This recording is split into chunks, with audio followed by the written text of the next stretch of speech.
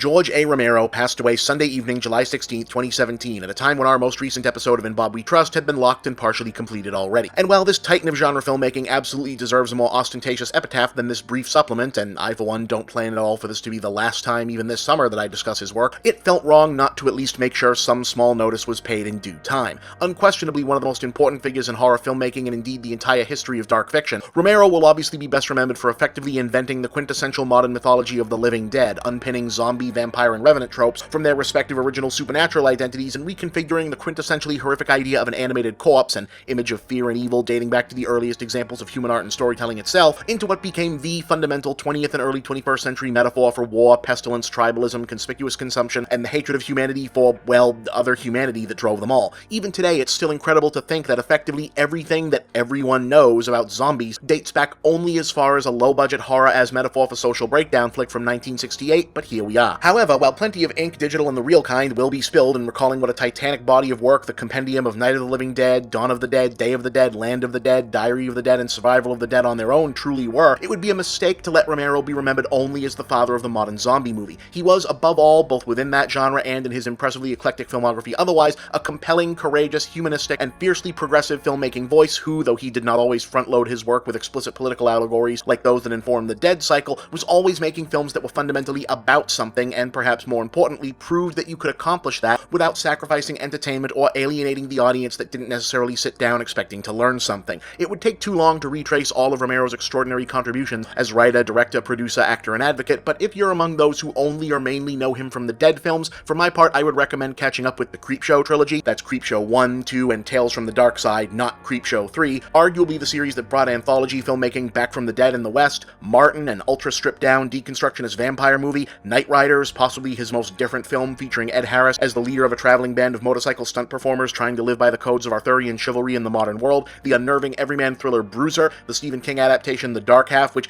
doesn't totally work if we're being honest, but still on balance is one of the better Stephen King movies, and Monkey Shines, an experiment in fear, which I promise you is so much better of a movie than you think you're going to get out of a premise like, uh-oh, I think my disability assistance monkey is murdering people because it thinks I want them dead. To the end, George A. Romero was a filmmaker who proved that a person with vision and conviction could make it in an unforgiving industry on their own terms and not simply survive but thrive. He seldom earned great reviews on the first pass and rarely experienced a bona fide box office hit, but he had more impact and left more of a tangible legacy than most creators at any level could conceivably hope to. May we all ourselves someday be so lucky or so worthy.